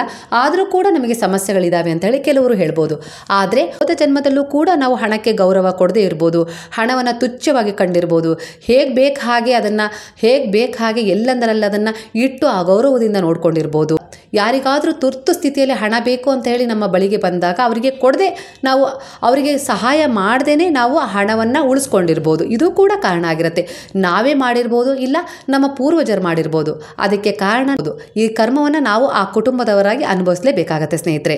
ಹಣಕ್ಕೆ ಗೌರವ ಕೊಡದೆ, ಮರ್ಯಾದೆ ಕೊಡದೆ, ಆದರ ಕೊಡದೆ, ತುಚ್ಛವಾಗಿ ಕಂಡಾಗ, ಈ ರೀತಿಯಾಗಿ ಹಣದ ಜೊತೆ ನಾವು ವರ್ತಿಸಿದಾಗ ಈ ಸಮಸ್ಯೆಗಳು ನಮಗೆ ಕಾಡ್ತಾ ಇರ್ತವೆ ಸ್ನೇಹಿತರೆ ಈ ವರ್ತಮಾನದಲ್ಲಿ. ಹಾಗಾಗಿ ನಾವು ಗುರುವಿನಲ್ಲಿ ಶರಣಾಗಿ ಅರ್ಪಣೆಯನ್ನು ಹೊಂದಿ, ಈ ರೀತಿ ನನ್ನಿಂದ ತಪ್ಪಾಗಿದೆ, ಗೊತ್ತಿದ್ದು ಆಗಿದೆ, ಗೊತ್ತಿಲ್ಲದೇನೂ ಆಗಿದೆ ಅಲ್ವಾ ಸ್ನೇಹಿತರೆ. ಯಾಕಂದರೆ ಒಂದೊಂದು ಸಾರಿ ನಾವು ತಪ್ಪು ಮಾಡಿರ್ತೀವಿ, ನಮಗೆ ಅದು ತಪ್ಪು ಅಂತ ಗೊತ್ತಿರುತ್ತೆ. ಆದರೆ ಬೇರೆಯವ್ರ ಹತ್ರ ಹೇಳ್ಕೊಳ್ಳೋಕ್ಕೆ ನಮಗೊಂದು ಅಭಿಮಾನ ಅಡ್ಡ ಬಂದಿರುತ್ತೆ. ಇಲ್ಲ ಅಂದರೆ ಅವ್ರ ಹತ್ರ ನಾನು ಯಾಕೆ ಹೇಳ್ಕೊಳ್ಳಿ ಅನ್ನೋ ಅಹಂಭಾವನೂ ಸಹ ನಮಗೆ ತಡೆದಿರುತ್ತೆ ಸ್ನೇಹಿತರೆ. ಅದು ಕೂಡ ಒಂದು ಕರ್ಮವಾಗಿ ರೂಪುಗೊಳ್ಳೋದು. ಅಂತಹ ನಮ್ಮ ತಪ್ಪುಗಳನ್ನು ಯಾರ ಹತ್ರನೂ ಹೇಳ್ಕೊಳ್ಳೋಕ್ಕಾಗದೇ ಇರೋದನ್ನು ಆ ಗುರುವಿನ ಪಾದಗಳಲ್ಲಿ ಹಾಕಿ ಕ್ಷಮಿಸು ಅಂತ ಹೇಳಿ ನಾವು ಪಶ್ಚಾತ್ತಾಪ ಪಟ್ಟು ಶರಣಾಗತಿಯನ್ನು ಅತ್ಯಂತ ಶುದ್ಧ ಭಾವದಿಂದ, ನಿಷ್ಕಲ್ಮಶ ಭಾವದಿಂದ, ಸಮರ್ಪಣಾ ಭಾವದಿಂದ ಹೇಳ್ಕೊಳ್ಬೇಕು ಸ್ನೇಹಿತರೆ. ಪ್ರಾರ್ಥನೆ ಹೇಗಿರಬೇಕು ಅಂದರೆ, ಈ ಪ್ರಾರ್ಥನೆಯನ್ನು ರಾತ್ರಿ ಮಲಗಬೇಕಾದ್ರೂ ಮಾಡಿರಿ, ಬೆಳಗ್ಗೆ ಎದ್ದ ತಕ್ಷಣವೂ ಮಾಡಿರಿ. ಆದರೆ ಹೃದಯ ಸಮರ್ಪಣಾ ಭಾವದಿಂದ ದಿನನಿತ್ಯ ಈ ಪ್ರಾರ್ಥನೆಯನ್ನು ಮಾಡ್ಕೊಳ್ಬೇಕು ಸ್ನೇಹಿತರೆ. ನಮ್ಮ ಜೀವನದಲ್ಲಿ ಬಹುತೇಕ ಕೆಲವು ಸಮಸ್ಯೆಗಳಿಗೆ ಕಾರಣ ನಾವೇ ಆಗಿರ್ತೀವಿ. ಹಾಗಾಗಿ ದಿನನಿತ್ಯ ಈ ಒಂದು ಸಣ್ಣ ಪ್ರಾರ್ಥನೆ ಮಾಡುವ ಮೂಲಕ ಇದನ್ನು ನೀವು ಸರಿಪಡಿಸ್ಕೊಳ್ಬಹುದು ಸ್ನೇಹಿತರೆ. ಬಾಬಾ, ನಾನು ನಿಮ್ಮ ಮುಂದೆ ನನ್ನ ತಪ್ಪುಗಳನ್ನು ಒಪ್ಕೊಂಡಿರುವೆ, ನಿಮ್ಮ ಶರಣದಲ್ಲಿ ಬಂದಿರುವೆ, ನನ್ನನ್ನು ಕ್ಷಮಿಸಿ, ದಯವಿಟ್ಟು ಕ್ಷಮಿಸಿ. ಧನ್ಯವಾದಗಳು ಬಾಬಾ, ಕ್ಷಮಿಸಿದ್ದಕ್ಕಾಗಿ.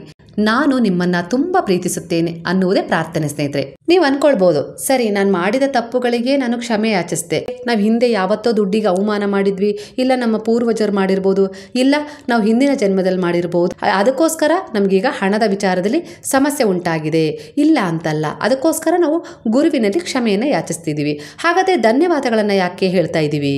ನಾವು ಸಮರ್ಪಣಾ ಭಾವದಿಂದ ಅವರಲ್ಲಿ ಕ್ಷಮೆ ಯಾಚಿಸಿದ್ವಿ ಅಂದಾಗ ಅವರು ನಮ್ಮನ್ನು ಕ್ಷಮಿಸ್ತಾರಲ್ಲ.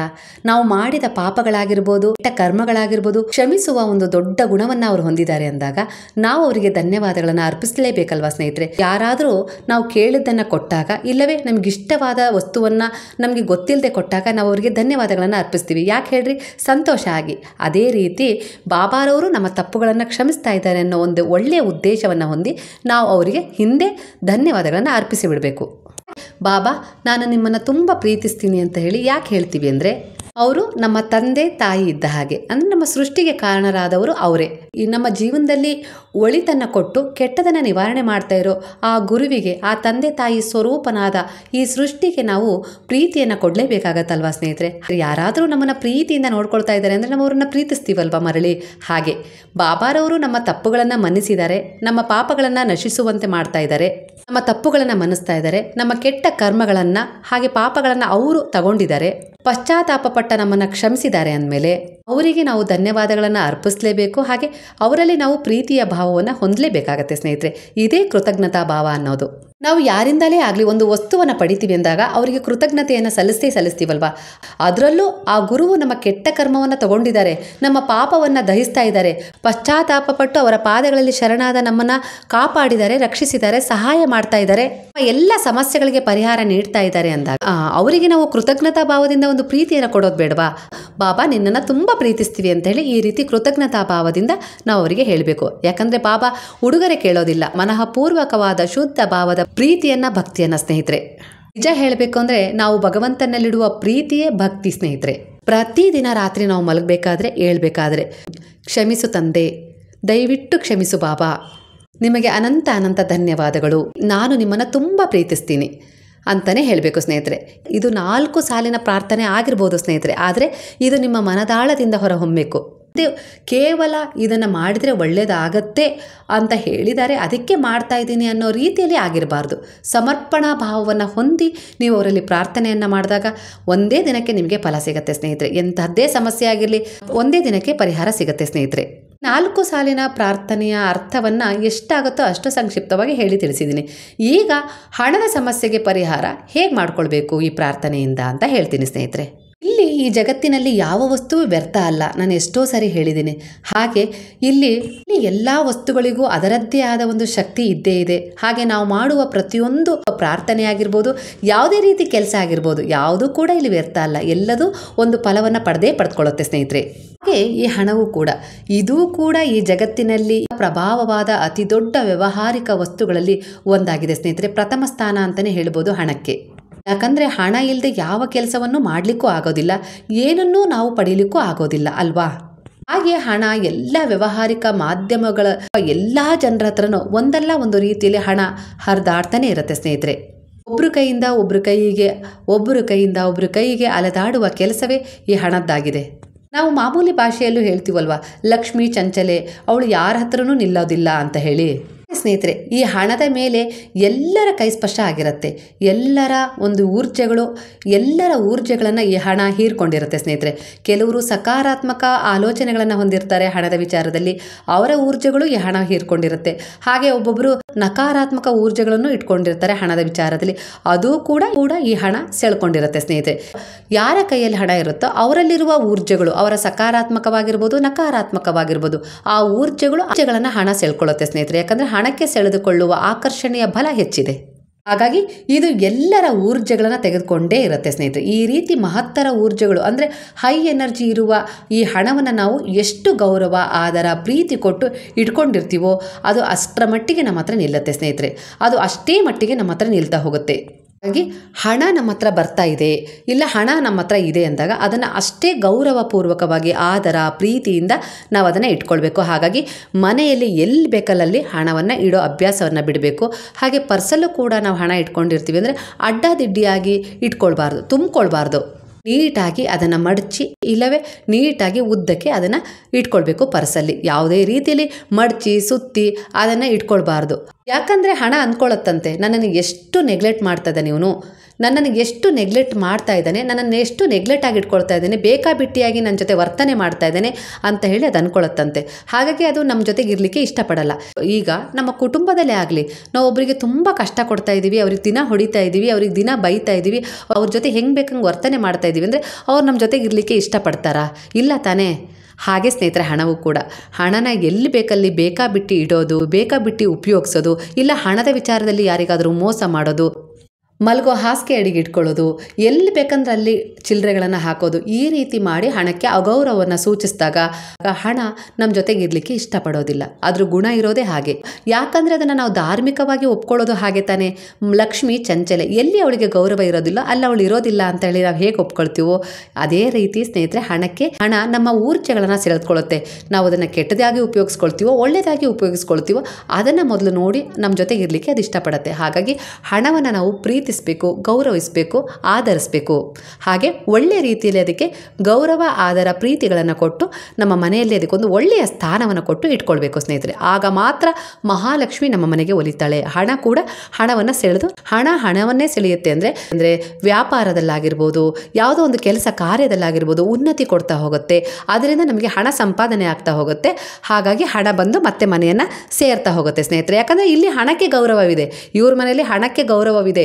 ನನಗೆ ಗೌರವ ಕೊಡ್ತಾ ಇದ್ದಾರೆ, ಪ್ರೀತಿ ಮಾಡ್ತಾ ಇದ್ದಾರೆ, ನನ್ನನ್ನು ಆಧಾರದಿಂದ ನೋಡ್ಕೊಳ್ತಾ ಇದ್ದಾರೆ, ನಾನು ಇಲ್ಲೇ ಇರಬೇಕು ಅಂತ ಹೇಳಿ ಹಣ ಬಯಸುತ್ತೆ ಸ್ನೇಹಿತರೆ. ಹಾಗೆ ಮಹಾಲಕ್ಷ್ಮಿ ಕೂಡ. ನಾನಿಲ್ಲಿ ವೈಜ್ಞಾನಿಕವಾಗಿ ಹಣದ ವಿಚಾರ ಈ ರೀತಿಯಾಗಿ ಹೇಳ್ತಾ ಇದ್ದೀನಿ. ನಾವು ಧಾರ್ಮಿಕವಾಗಿ ಹೋಲಿಸಿದಾಗ ಮಹಾಲಕ್ಷ್ಮಿಗೆ ಎಲ್ಲಿ ಗೌರವ, ಆಧಾರ ಇರೋದಿಲ್ಲ, ಅವಳಲ್ಲಿ ನೆಲೆಯಾಗಿರೋದಿಲ್ಲ ಅನ್ನೋದನ್ನು ಸೂಚಿಸುತ್ತೆ ಸ್ನೇಹಿತರೆ. ಹಾಗಾಗಿ ಹಣವನ್ನು ಬಹಳ ರೀತಿಯಲ್ಲಿ ಬಹಳ ಗೌರವ, ಆಧಾರ, ಪ್ರೀತಿ ಕೊಟ್ಟು ನಿಮ್ಮ ಬಳಿ ಇಟ್ಕೊಳ್ರಿ.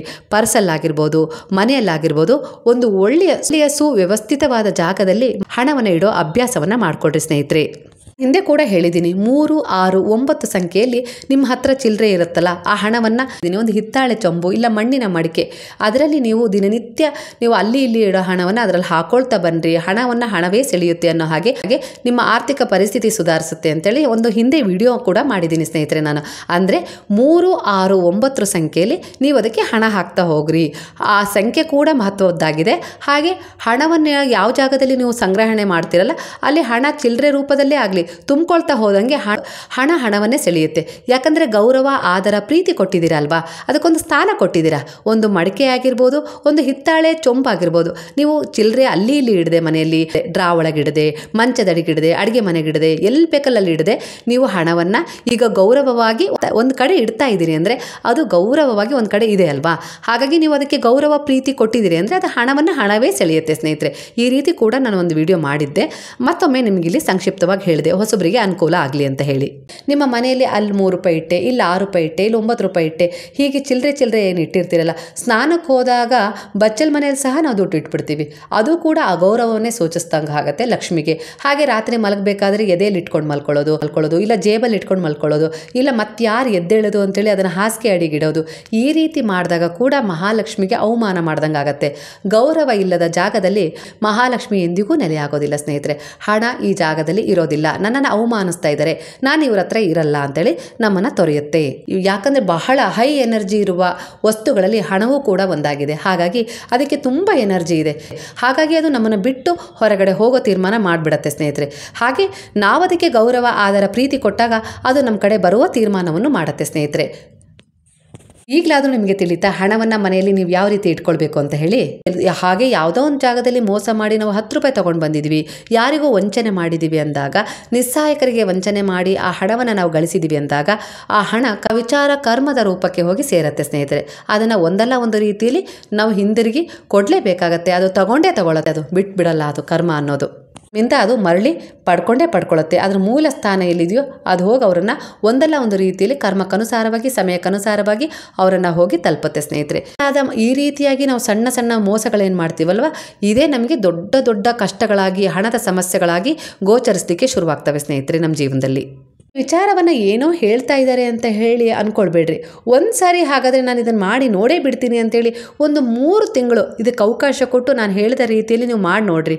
ಖಂಡಿತವಾಗಿಯೂ ನಿಮ್ಮ ಜೀವನದಲ್ಲಿ ನೀವು ಬಯಸದೇ ಇರೋ ರೀತಿಯಲ್ಲಿ ಅತ್ಯುನ್ನತವಾದ ಯಶಸ್ಸನ್ನು ಕಾಣ್ತೀರಾ, ಗೆಲುವನ್ನು ಕಾಣ್ತೀರಾ, ಹಣವನ್ನು ಸಂಗ್ರಹಣೆ ಮಾಡ್ತೀರಾ. ಹಣವೂ ಕೂಡ ನಿಮಗೆ ಒಲಿದು ಬರುತ್ತೆ, ಹಣದ ಸಮಸ್ಯೆಗಳು ನಿಮಗೆ ಉಂಟಾಗೋದಿಲ್ಲ ಸ್ನೇಹಿತರೆ. ಇದರ ಮೂಲ ಉದ್ದೇಶ ಏನಪ್ಪ ಅಂದರೆ ನಾವು ಹಣವನ್ನು ಪ್ರೀತಿಸಬೇಕು, ಹಣವನ್ನು ಗೌರವಿಸಬೇಕು, ಹಣದ ಬಳಿ ನಾವು ಮಾಡಿದ ತಪ್ಪಿಗೆ ಕ್ಷಮೆಯನ್ನು ಯಾಚಿಸಬೇಕು, ಹಾಗೆ ಅದಕ್ಕೆ ಧನ್ಯವಾದಗಳನ್ನು ಅರ್ಪಿಸಬೇಕು. ನನಗೆ ಇಷ್ಟೆಲ್ಲ ಸಹಾಯ ಮಾಡಿದೆಯಾ ಅಂದರೆ ನನ್ನ ಜೀವನ ನಡೆಸಲಿಕ್ಕೆ ನನಗೆ ತುಂಬ ಸಹಾಯ ಮಾಡಿದೆಯಲ್ಲ, ನಿನಗೆ ಧನ್ಯವಾದಗಳು ಅಂತ ಹೇಳಿ ನಾವು ಹಣಕ್ಕೆ ನಾವು ಯಾವಾಗಲೂ ಹೇಳಬೇಕು ಸ್ನೇಹಿತರೆ. ಪ್ರಾರ್ಥನೆ ಸಣ್ಣದಾಗಿರ್ಬೋದು, ಆದರೆ ಇದರ ಒಳಗಿರುವ ನಿಗೂಢತೆ ಗಮ್ಯವಾಗಿದೆ ಸ್ನೇಹಿತರೆ. 4 ಸಾಲಿನ ಪ್ರಾರ್ಥನೆ ನಿಮ್ಮ ಜೀವನವನ್ನೇ ಒಳ್ಳೆಯ ರೀತಿಯಲ್ಲಿ ಅದ್ಭುತವಾಗಿ ಬದಲಾಯಿಸುತ್ತೆ. ನೀವು ಇದನ್ನು ಕೇವಲ 7 ದಿನ ಮಾಡಿ ನೋಡ್ರಿ, ಇಲ್ಲ 3 ದಿನ ಮಾಡಿ ನೋಡ್ರಿ, 6 ದಿನ ಮಾಡಿ ನೋಡ್ರಿ, 9 ದಿನ ಮಾಡಿ ನೋಡ್ರಿ. ನಿಮ್ಮ ಜೀವನದಲ್ಲಿ ಅದ್ಭುತವಾದ ಬದಲಾವಣೆ ಆಗುತ್ತೆ. ಹಾಗಾಗಿ ಇಷ್ಟೇ ಸರಳವಾದ ಪ್ರಾರ್ಥನೆಯನ್ನು ನೀವು ಮಾಡ್ಕೊಳ್ತಾ ಹೋಗ್ರಿ. ಖಂಡಿತ ನಿಮ್ಮ ಜೀವನದಲ್ಲಿರುವ ಹಣದ ಸಮಸ್ಯೆಗಳಿಗೆ ಪರಿಹಾರ ಸಿಗ್ತಾ ಹೋಗುತ್ತೆ ಸ್ನೇಹಿತರೆ. ರಾತ್ರಿ ಮಲಗುವಾಗ ಆಗಿರ್ಬೋದು, ಬೆಳಗ್ಗೆ ಎದ್ದ ತಕ್ಷಣ ಆಗಿರ್ಬೋದು, ಹಾಗೆ ನೀವು ಮಧ್ಯಾಹ್ನದ ಸಮಯದಲ್ಲಿ ನಿಮಗೆ ಸಮಯ ಸಿಕ್ಕಾಗಲಾದರೂ ಮಾಡ್ಕೊಳ್ಬೋದು. ನಿಮಗೆ ಯಾವಾಗ ಸಮಯ ಸಿಗುತ್ತೋ ಆವಾಗ ಮಾಡ್ಕೊಳ್ರಿ. ಮನಸ್ಸು ತುಂಬ ಪ್ರಶಾಂತವಾಗಿರಲಿ, ಒತ್ತಡದಲ್ಲಿರಬಾರ್ದು ಯಾವುದೇ ಕಾರಣಕ್ಕೂ.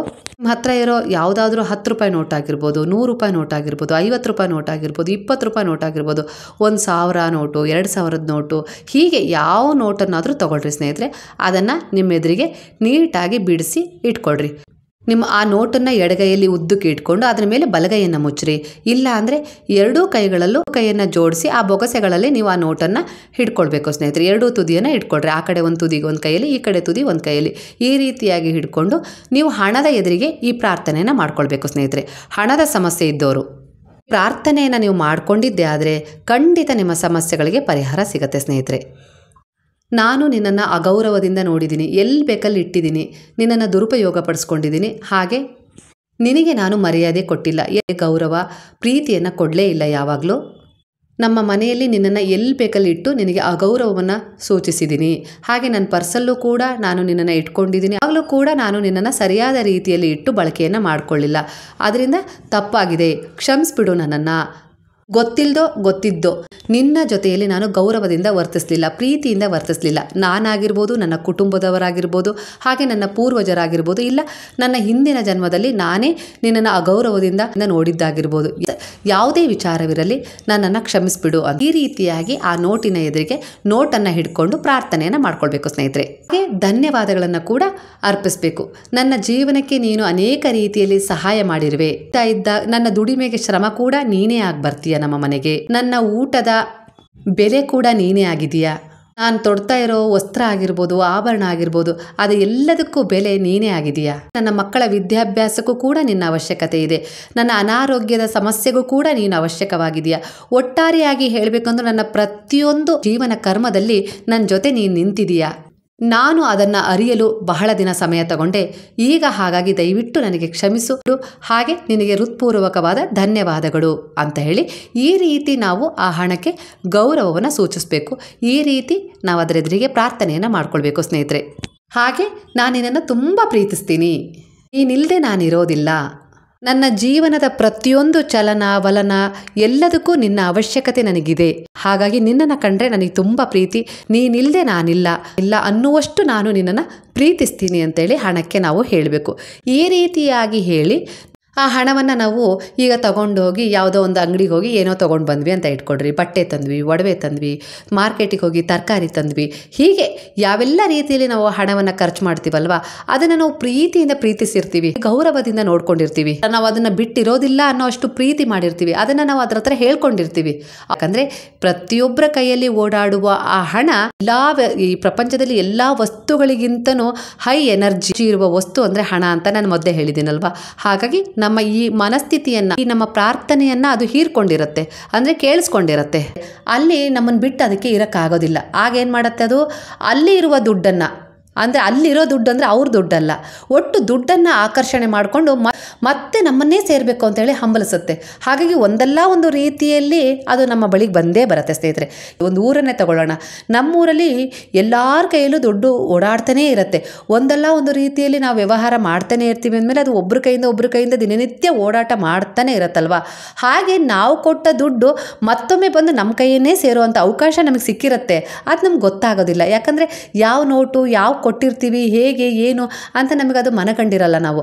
ಆದರೆ ಅದನ್ನು ಸೇರಿಸುವ ಆ ದೈವ ಮಾತ್ರ ಅದನ್ನು ಅರ್ತಿರುತ್ತೆ ಸ್ನೇಹಿತರೆ, ಆ ಹಣ ಮಾತ್ರ ಅದನ್ನು ಅರ್ತಿರುತ್ತೆ. ಹಾಗಾಗಿ ಈ ರೀತಿ ಪ್ರಾರ್ಥನೆಯನ್ನು ಮಾಡಿಕೊಂಡು ನಾವು ಹಣದ ವ್ಯವಹಾರವನ್ನು ಮಾಡಿದಾಗ ಹಣವನ್ನೇ ಆಕರ್ಷಣೆ ಮಾಡಿಕೊಂಡು ಬಂದು ನಮ್ಮನ್ನೇ ಸೇರುತ್ತೆ. ಯಾಕಂದರೆ ಅದನ್ನು ಅಷ್ಟು ಆದರ ಗೌರವದಿಂದ ನೋಡ್ಕೊಂಡಿದ್ದೀವಿ, ಅದನ್ನು ತುಂಬ ಪ್ರೀತಿಸ್ತೀವಿ ನಾವು. ಹಾಗಾಗಿ ಅದು ನಮ್ಮ ಬಳಿಗೆ ಬಂದೇ ಬರುತ್ತೆ ಸ್ನೇಹಿತರೆ. ಅಂದರೆ ಈಗ ನಾವು ಮಕ್ಕಳನ್ನ ನಾವು ತುಂಬ ಪ್ರೀತಿಸ್ತೀವಲ್ವಾ, ನಮ್ಮ ಮಕ್ಕಳು ನಮ್ಮನ್ನು ಪ್ರೀತಿಸ್ತಾರಲ್ವಾ. ಇಲ್ಲ ಯಾರೋ ಇಬ್ಬರು ಪ್ರೇಮಿಗಳು ಪ್ರೀತಿಸ್ತಾ ಇದ್ದಾರೆ ಅಂದರೆ, ಒಬ್ರನ್ನೊಬ್ಬರು ಅಗಾಧವಾಗಿ ಪ್ರೀತಿಸ್ತಾ ಇದ್ದಾರೆ ಅಂದರೆ, ಅವರು ಎಲ್ಲೇ ಇದ್ದರೂ ಅವರನ್ನು ಕಂಡು ಹಿಡಿತಾರೆ. ಅವರ ಹಾವ ಭಾವ ಚಲನ ವಲನಗಳನ್ನು ಗಮನಿಸ್ತಾನೆ ಇರ್ತಾರೆ. ಅವ್ರನ್ನ ಅಷ್ಟು ಪ್ರೀತಿಸ್ತಾ ಇದ್ದಾರೆ ಅಂದರೆ, ಹಾಗಾಗಿ ಅವರು ಒಂದಲ್ಲ ಒಂದು ರೀತಿಯಲ್ಲಿ ಅವರ ಸೆಳೆತದಲ್ಲೇ ಇರ್ತಾರೆ. ಮಕ್ಕಳಾಗಿರ್ಬೋದು, ತಾಯಿ ತಂದೆ ಆಗಿರ್ಬೋದು, ಗಂಡ ಹೆಂಡತಿ ಆಗಿರ್ಬೋದು, ಪ್ರೇಮಿಗಳಾಗಿರ್ಬೋದು, ಅಣ್ಣ ತಂಗಿ ಆಗಿರ್ಬೋದು, ಯಾವುದೇ ಸಂಬಂಧಗಳಾಗಿರ್ಬೋದು, ಪ್ರೀತಿಗೆ ಆಕರ್ಷಿಸಲ್ಪಡ್ತವೆ ಅಂದಮೇಲೆ ಈ ಹಣ ಕೂಡ ಆಕರ್ಷಿಸಲ್ಪಟ್ಟೇ ಪಡುತ್ತೆ ಸ್ನೇಹಿತರೆ. ಹಾಗಾಗಿ ಹಣವನ್ನು ಪ್ರೀತಿಯಿಂದ, ಗೌರವದಿಂದ, ಆಧಾರದಿಂದ ನಾವು ನೋಡಿಕೊಂಡಾಗ ಅದು ಮತ್ತೆ ನಮ್ಮನ್ನೇ ಸೆಳೆದು ಬಂದೇ ಬರುತ್ತೆ ಸ್ನೇಹಿತರೆ. ಆ ವಿಶ್ವಾಸ, ಭರವಸೆ ನಮ್ಮಲ್ಲಿರಬೇಕು. ಒಂದಲ್ಲ ಒಂದು ರೀತಿಯಲ್ಲಿ ಆ ಹಣ ನಮ್ಮನ್ನು ಸೇರತ್ತೆ ಸ್ನೇಹಿತರೆ. ಆ ಹಣ ಮತ್ತೆ ಹಣವನ್ನು ಆಕರ್ಷಣೆ ಮಾಡಿಕೊಂಡೇ ಬರುತ್ತೆ ತನ್ನ ಜೊತೆಗೆ. ನಾವೀಗ ಒಂದು ಪ್ರಾಣಿಗೆ ಊಟ ಕೊಟ್ವಿ ಅಂದಾಗ, ಈಗ ಒಂದು ನಾಯಿಗೆ ಊಟ ಕೊಡ್ತೀವಿ ಅಂತ ಇಟ್ಕೊಳ್ರಿ, ಇಲ್ಲ ಒಂದು ಕಾಗೆಗೆ ಊಟ ಕೊಡ್ತೀವಿ ಅಂತ ಇಟ್ಕೊಳ್ರಿ, ಒಂದು ಹಸುವಿಗೆ ಊಟ ಕೊಡ್ತೀವಿ ಅಂತ ಇಟ್ಕೊಳ್ರಿ. ನಾಳೆ ನಮಗಲ್ಲಿ ಊಟ ಸಿಗುತ್ತೆ, ಅದು ಕರೆಕ್ಟಾಗಿ ಅದೇ ಸಮಯಕ್ಕಾಗಿರ್ಬೋದು, ಇಲ್ಲ ಸಮಯ ತಪ್ಪಿಸೇ ಆಗಿರ್ಬೋದು, ಇವ್ರ ಮನೆಯೇ ನನಗೊಂದು ತುತ್ತು ಅನ್ನ ಸಿಕ್ಕೇ ಸಿಗುತ್ತೆ ಅನ್ನೋ ಭರವಸೆಯಿಂದ ಮತ್ತೊಮ್ಮೆ ಅದು ಬಂದೇ ಬರ್ತದೆ ಸ್ನೇಹಿತರೆ. ಅದೇ ರೀತಿ ಬರುವಾಗ ಒಂದೇ ಬರೋದಿಲ್ಲ, ತನ್ನ ಕರುವನ್ನು ಕರ್ಕೊಂಡು ಬರುತ್ತೆ. ಕಾಗೆಗಳು ಅಷ್ಟೇ, ಬರುವಾಗ ಒಂದೇ ಬರಲ್ಲ, ಅದ್ರ ಗುಂಪನ್ನು ಕರ್ಕೊಂಡು ಬರುತ್ತೆ. ನಾಯಿನೂ ಅಷ್ಟೇ, ಅದರ ಮರಿಗಳನ್ನು ಕರ್ಕೊಂಡು ಬರುತ್ತೆ. ಬೆಕ್ಕಾದರೂ ಅಷ್ಟೇ, ಅದರ ಮರಿಗಳನ್ನು ಕರ್ಕೊಂಡು ಬರುತ್ತೆ. ಅಂದರೆ ಇವ್ರ ಮನೇಲಿ ನನಗೆ ಹಾಲು ಹಾಕಿದ್ದಾರೆ, ನನ್ನನ್ನು ಪ್ರೀತಿಯಿಂದ ನೋಡ್ಕೊಂಡಿದ್ದಾರೆ, ಗೌರವ ಕೊಟ್ಟಿದ್ದಾರೆ, ಆಧರಿಸಿದ್ದಾರೆ ಅಂದಮೇಲೆ ನನ್ನ ಮಕ್ಕಳಿಗೂ ಸಹ ಕೊಡ್ತಾರೆ ಅಂತ ಹೇಳಿ ಅದು ನಂಬಿಕೆ. ಅದೇ ಥರ ಹಣವೂ ಕೂಡ, ಅದೇ ರೀತಿ ಹಣವೂ ಕೂಡ ನಾವು ಅದನ್ನು ಪ್ರೀತಿಯಿಂದ ಗೌರವಿಸಿದ್ದೀವಿ, ಆಧರಿಸಿದ್ದೀವಿ, ಪ್ರೀತಿಸ್ತಾ ಇದ್ದೀವಿ ಅಂತ ಹೇಳಿದ್ದೀವಿ ಅಂದಾಗ ಅದು ಸುತ್ತ ಇರುವ ಹಣದ ಊರ್ಜೆಯನ್ನು ಸೆಳ್ಕೊಂಡೇ ನಮ್ಮ ಬಳಿಗೆ ಬರುತ್ತೆ ಸ್ನೇಹಿತರೆ. ನಿಮಗಿದು ಕೇಳಿದರೆ ನಗು ಬರುತ್ತಾ ಏನೋ ಗೊತ್ತಿಲ್ಲ, ವಾಸ್ತವ ಸತ್ಯ ಇದೇ ಆಗಿದೆ ಸ್ನೇಹಿತರೆ. ಯಾಕಂದರೆ ನಮ್ಮ ಪೂರ್ವಜರು ಯಾವ ರೀತಿ ಹೇಳ್ತಿದ್ರು ಹೇಳ್ರಿ, ಹಿಂದಿನವರು ದುಡ್ಡು ಅಲ್ಲಿ ಇಲ್ಲಿ ಇಡಬೇಡ, ಹಾಸಿಗೆ ಅಡಿಗೆ ಇಟ್ಕೋಬೇಡ, ಹಾಗೆ ಎದೆಯಲ್ಲಿ ಇಟ್ಕೊಂಡು ಮಲ್ಕೋಬೇಡ, TV ಸ್ಟ್ಯಾಂಡು ಅಲ್ಲಿ ಇಲ್ಲಿ ದುಡ್ಡು ಎಲ್ಲಿ ಬೇಕಲ್ಲಿ ಹಾಕಬೇಡ, ದುಡ್ಡಿಗೆ ಗೌರವ ಕೊಡದೇ ಇರಬೇಡ, ಮಹಾಲಕ್ಷ್ಮಿ ಅವಳು ಚಂಚಲೆ, ಅವಳಿಗೆ ಗೌರವ ಆದರ ಪ್ರೀತಿ ಇಲ್ಲದ ಜಾಗದಲ್ಲಿ ಅವಳು ಒಂದು ಕ್ಷಣನೂ ಇರೋದಿಲ್ಲ ಅಂತ ಹೇಳಿದ್ದು ನೆನಪಿದೆಯಾ? ಹಾಗಾಗಿ ತಾನೇ ನಾರಾಯಣನ ಹೃದಯಕ್ಕೆ ಋಷಿ ಒದ್ದಾಗ ನಾರಾಯಣನ ಮನದನ್ನೆಯಾದ ವಿಷ್ಣುವಿನ ವಕ್ಷಸ್ಥಲ ವಾಸಿನಿಯಾದ ಮಹಾಲಕ್ಷ್ಮಿ ಅವನನ್ನೇ ತೊರೆದು ದೂರ ಹೋಗಿದ್ದು ಕತೆ ನಿಮಗೆ ತಿಳಿದಿದೆ ಅಲ್ವಾ ಸ್ನೇಹಿತರೆ. ತನಗೆ ಎಲ್ಲಿ ಮರ್ಯಾದೆ, ಗೌರವ ಇಲ್ಲದೆ ಇರೋ ಜಾಗದಲ್ಲಿ ನಾನಿರೋದಿಲ್ಲ ಅಂತ ಹೇಳಿ ಅವಳು ಹೇಳಿದಾಳೆ. ಅದೇ ಪ್ರಕಾರ ಇಂದಿಗೂ ಕೂಡ ಈ ವರ್ತಮಾನದಲ್ಲಿ, ಈ ವಾಸ್ತವ ಬದುಕಿನಲ್ಲಿ ನಡೀತಾ ಇರೋದು ಸ್ನೇಹಿತರೆ. ಆವಾಗ ನಾವು ಧರ್ಮದ ರೀತಿಯಲ್ಲಿ ಮಹಾಲಕ್ಷ್ಮಿನ ಅಲ್ಲಗಳಿಬಾರ್ದು ಅಂತ ಹೇಳಿ ಆ ರೀತಿ ಅವಳನ್ನು ಒಪ್ಕೊಳ್ತಿದ್ವಿ. ಈಗ ನಾವು ವರ್ತಮಾನದಲ್ಲಿ ದುಡ್ಡಿಗೆ ಈ ರೀತಿ ಗೌರವ ಕೊಡೋದ್ರ ಮೂಲಕ ನಾವು ಅದನ್ನು ಪ್ರಾರ್ಥನೆಯನ್ನು ಮಾಡ್ಕೊಳ್ಬೇಕು ಸ್ನೇಹಿತರೆ. ಅಂದರೆ ಮಹಾಲಕ್ಷ್ಮಿಯನ್ನು ಶುಕ್ರವಾರ ಮಾತ್ರ ಪೂಜೆ ಮಾಡೋದಲ್ಲ, ಲಕ್ಷ್ಮೀ ಪೂಜೆ ದಿನ ಮಾತ್ರ ಮಾಡೋದಲ್ಲ, ಮಹಾಲಕ್ಷ್ಮಿಯನ್ನು ಶುಕ್ರವಾರ ಹೊರಗೆ ಕೊಡಬಾರ್ದು, ಮಂಗಳವಾರ ಹೊರಗೆ ಕೊಡಬಾರ್ದು, ಸಾಲ ಇಸ್ಕೊಬಾರ್ದು, ಈ ರೀತಿ ಯಾವುದೇ ವಿಚಾರಗಳಿಲ್ಲ. ಎಲ್ಲವೂ ನಮ್ಮ ಮನಸ್ಥಿತಿ, ಭರವಸೆಗಳ ಆಧಾರದ ಮೇಲೆ ನಡೆಯೋದು ಸ್ನೇಹಿತರೆ. ಅಂದರೆ ನಾವು ಯಾವ ರೀತಿ ಗೌರವ, ಆದರ, ಪ್ರೀತಿ ಕೊಟ್ಟು ವ್ಯವಹಾರ ಮಾಡ್ತೀವೋ ಅದು ಅದೇ ರೀತಿ ಒಳ್ಳೆಯ ರೀತಿಯಲ್ಲಿ ನಮ್ಮನ್ನು ಬಂದು ಸೇರುತ್ತೆ. ಇಲ್ಲಿ ಕರ್ಮವೂ ಹಾಗೆ ಸ್ನೇಹಿತರೆ. ನಾವು ಯಾವ ರೀತಿಯ ಕರ್ಮಗಳನ್ನು ದಿನನಿತ್ಯದ ಜೀವನದಲ್ಲಿ ಎಸಗ್ತಾ ಹೋಗ್ತೀವೋ ಅದೇ ರೀತಿಯ ಕರ್ಮಗಳು ಮತ್ತೆ ಬಂದು ನಮ್ಮನ್ನೇ ಅಪ್ಪಳಿಸ್ತವೆ ಸ್ನೇಹಿತರೆ. ಇದೇ ವಾಸ್ತವ ಸತ್ಯ. ಇದನ್ನು ನಾವು ಅರ್ಥ ಮಾಡ್ಕೊಂಡ್ಬಿಟ್ರೆ ಜೀವನದಲ್ಲಿ ಯಾವುದೇ ರೀತಿ ಕಷ್ಟಗಳು, ಸಮಸ್ಯೆಗಳು ಇರೋದಿಲ್ಲ. ಹಾಗಾಗಿ ಮಹಾಲಕ್ಷ್ಮಿಯನ್ನು ಶುಕ್ರವಾರ, ಲಕ್ಷ್ಮೀ ಪೂಜೆ ದಿನ ಮಾತ್ರ ತಂದಿಟ್ಟು ಪೂಜೆ ಮಾಡಿದರೆ ಅಲ್ಲ ಸ್ನೇಹಿತರೆ. ಹಾಗೆ ದೇವ್ರ ಮನೆಯಲ್ಲಿ ಫೋಟೋವನ್ನು ಇಟ್ಟು 100 ರೂಪಾಯಿ ಹೂ ತಂದು ಹಾಕಿ ಬಗೆ ಬಗೆಯ ನೈವೇದ್ಯ ಮಾಡಿದ ತಕ್ಷಣ ಲಕ್ಷ್ಮಿ ನೆಲೆಯಾಗಿ ನಿಲ್ಲೋದಿಲ್ಲ. ಅವಳನ್ನು ಯಾವ ರೀತಿ ಉಪಯೋಗಿಸ್ತೀವಿ, ಯಾವ ರೀತಿ ಗೌರವಿಸ್ತೀವಿ, ಯಾವ ರೀತಿ ಪ್ರೀತಿಸ್ತೀವಿ, ಯಾವಿರುವ ಕರ್ಮಗಳು ಕೂಡ ಮಹಾಲಕ್ಷ್ಮಿಯ ಅನಾಕರ್ಷಣೆಗೆ ಕಾರಣವಾಗಿರುತ್ತೆ ಸ್ನೇಹಿತರೆ. ಹಾಗಾಗಿ ಈ ಸಂಬಳ ಆದ ತಕ್ಷಣ ಆ ದುಡ್ಡನ್ನು ತಂದು ದೇವರೆದುರಿಗೆ ಇಟ್ಟು ಕೈ ಮುಗಿದು ನಂತರ ಆ ಹಣವನ್ನು ನಮ್ಮ ಎರಡೂ ಕೈಗಳಲ್ಲಿ ಇಟ್ಕೊಂಡು ಪ್ರಾರ್ಥನೆಯನ್ನು ಮಾಡ್ಕೊಳ್ಬೇಕು. ನನ್ನನ್ನು ಕ್ಷಮಿಸಿಬಿಡು, ನಿನ್ನನ್ನು ಯಾವುದಾದ್ರೂ ರೀತಿಯಲ್ಲಿ ತಪ್ಪಾಗಿ ಉಪಯೋಗಿಸ್ಕೊಂಡಿದ್ರೆ, ನಿನ್ನ ಜೊತೆ ತಪ್ಪಾಗಿ ವ್ಯವಹಾರ ನಡೆಸಿದರೆ ನನ್ನನ್ನು ಕ್ಷಮಿಸಿಬಿಡು. ನನಗೆ ಗೊತ್ತಿದ್ದೋ ಗೊತ್ತಿಲ್ಲದೇನೋ ನಿನ್ನ ಜೊತೆಗೆ ಅನುಚಿತವಾಗಿ ನಡ್ಕೊಂಡಿದ್ದೀನಿ, ಹಾಗಾಗಿ ನನ್ನನ್ನು ಕ್ಷಮಿಸಿಬಿಡು, ದಯವಿಟ್ಟು ನನ್ನನ್ನು ಕ್ಷಮಿಸಿಬಿಡು ಅಂತೇಳಿ ಹೇಳಬೇಕು. ಹಾಗೆ ನಿನಗೆ ಧನ್ಯವಾದಗಳು, ನಾನು ಪರಿಶ್ರಮ ಪಟ್ಟೆ, ನೀನು ಅದರ ಫಲವಾಗಿ ನನಗೆ ಸಿಕ್ಕಿದೆಯಾ, ಒಳ್ಳೆಯ ರೀತಿಯಲ್ಲಿ ನಿನ್ನನ್ನು ವಿನಿಯೋಗಿಸೋ ಯೋಗವನ್ನು ಕೊಡು, ಒಳ್ಳೆಯ ರೀತಿಯಲ್ಲಿ ನಿನ್ನನ್ನು ವ್ಯವಹರಿಸುವಂತಹ ಯೋಗ್ಯತೆ ಕೊಡು, ಬುದ್ಧಿ ಕೊಡು, ಜ್ಞಾನ ಕೊಡು, ಮನಸ್ಸಿನ ಸ್ಥಿರತೆ ಕೊಡು, ಒಳ್ಳೆ ಲಕ್ಷ್ಯ ಕೊಡು ಅಂತ ಹೇಳಿ ಪ್ರಾರ್ಥನೆಯನ್ನು ಮಾಡ್ಕೊಳ್ಬೇಕು. ಹಾಗೆ ನಾನು ನಿನ್ನನ್ನು ತುಂಬ ಪ್ರೀತಿಸ್ತೀನಿ, ಇದರ ಅರ್ಥ ಏನು? ನಾನು ನಿನ್ನನ್ನು ತುಂಬ ಪ್ರೀತಿಸ್ತೀನಿ ಅಂತ ಹೇಳಿ ಅದರ ಹತ್ರ ಹೇಳ್ತಿದ್ದೀವಿ ಅಂದಾಗ ಅದು ಕೂಡ ನಮ್ಮನ್ನು ಅಷ್ಟೇ ಪ್ರೀತಿಸುತ್ತೆ. ಅಂದರೆ ಇದನ್ನು ನಾವು ಯಾವ ರೀತಿ ಧನ್ಯತಾ ಭಾವದಿಂದ, ಸಮರ್ಪಣಾ ಭಾವದಿಂದ ಹೇಳ್ತೀವೋ ಅದು ಕೂಡ ಅದನ್ನು ಅರ್ಥ ಮಾಡ್ಕೊಳ್ಳುತ್ತೆ ಸ್ನೇಹಿತರೆ. ಹಣ ಅನ್ನೋದು ಹೈ ಎನರ್ಜಿ, ಅಂದರೆ ಬಹಳ ಹೆಚ್ಚಿನ ಸಕಾರಾತ್ಮಕ ಊರ್ಜೆಗಳು ಹೊಂದಿರುವ ಒಂದು ವಸ್ತುವಾಗಿದೆ. ಹಾಗಾಗಿ ಅದು ನಮ್ಮ ಮಾತುಗಳನ್ನು ಕೇಳಿಸ್ಕೊಳ್ಳುತ್ತೆ. ಹೇಗೆ ನಾವು ಹಣವನ್ನು ಆಧರಿಸ್ತೀವೋ, ಗೌರವಿಸ್ತೀವೋ, ಪ್ರೀತಿಸ್ತೀವೋ ಅದೇ ರೀತಿ ಅದು ನಮ್ಮನ್ನು ಸೆಳೆಯುತ್ತೆ ಸ್ನೇಹಿತರೆ. ನಾವು ಅದನ್ನು ಸೆಳೀಲಿಕ್ಕೆ ಸಹಾಯ ಮಾಡಿಕೊಡುತ್ತೆ. ನಂತರ ನಮ್ಮ ಸಂಬಳದ ದುಡ್ಡನ್ನು ನಾವು ಖರ್ಚು ಮಾಡಲಿಕ್ಕೆ ಶುರು ಮಾಡಬೇಕು. ವ್ಯಾಪಾರಸ್ಥರಾದರೂ ಅಷ್ಟೇ, ಗೌರ್ಮೆಂಟ್ ಕೆಲಸದಲ್ಲಿದ್ದೀವಿ ಅಂದರೂ ಅಷ್ಟೇ, ಹಾಗೆ ಇನ್ಯಾವುದೇ ರೀತಿ ವ್ಯವಹಾರ ಮಾಡ್ತೀವಿ ಅಂದರೂ ಅಷ್ಟೇ ಸ್ನೇಹಿತರೆ. ಮೊದಲು ನಿಮ್ಮ ಕೈಗೆ ಹಣ ಬಂದಾಗಲೆಲ್ಲ ನೀವು ಆ ಹಣವನ್ನು ಪ್ರೀತಿಯಿಂದ, ಗೌರವದಿಂದ ನೋಡ್ಕೊಳ್ಬೇಕು. ಹಾಗೆ ಅದರ ಜೊತೆಗೆ ಅದೇ ರೀತಿ ವ್ಯವಹರಿಸಬೇಕು.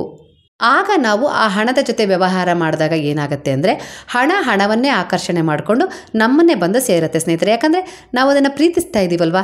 ಪ್ರೀತಿಯ ವಸ್ತು ನಮ್ಮಿಂದ ದೂರ ಇರಲಿಕ್ಕೆ ಸಾಧ್ಯನಾ? ಅದು ಕೂಡ ನಮ್ಮನ್ನು ಪ್ರೀತಿಸಲಿಕ್ಕೆ ಶುರು ಮಾಡಿರುತ್ತೆ.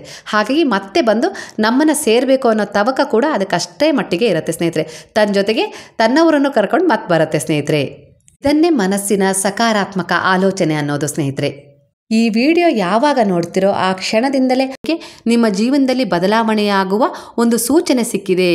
ಆ ಗುರುವೇ ಈ ಅರಿವಿನ ರೂಪದಲ್ಲಿ ಬಂದು ನಿಮಗೆ ಸಂದೇಶ ಕೊಡ್ತಾ ಇದ್ದಾರೆ, ಸಹಾಯ ಮಾಡ್ತಾ ಇದ್ದಾರೆ, ಮಾರ್ಗದರ್ಶನ ನೀಡ್ತಾ ಇದ್ದಾರೆ ಅಂತ ಹೇಳಿ ಅಂದ್ಕೊಳ್ರಿ. ಆ ಕ್ಷಣವೇ ನಿಮ್ಮ ಕೈಯಲ್ಲಿ ಒಂದು ನೋಟನ್ನು ತಗೊಂಡು ಪ್ರಾರ್ಥನೆಯನ್ನು ಈ ರೀತಿಯಾಗಿ ಮಾಡಿಕೊಡ್ರಿ. ನನ್ನನ್ನು ಕ್ಷಮಿಸ್ಬಿಡು, ದಯವಿಟ್ಟು ನನ್ನನ್ನು ಕ್ಷಮಿಸ್ಬಿಡು.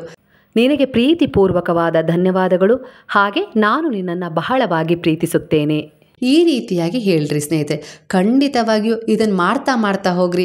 ನಿಮ್ಮ ಜೀವನದಲ್ಲಿ ತಿಳಿಯದ ರೀತಿಯಲ್ಲಿ ಅದ್ಭುತವಾದ ತಿರುವುಗಳು ಬರಲಿಕ್ಕೆ ಶುರುವಾಗ್ತವೆ ಸ್ನೇಹಿತರೆ. ನಂತರವೇ ನೀವು ನನಗೆ ಕಮೆಂಟ್ ಮಾಡಿ ತಿಳಿಸಿ.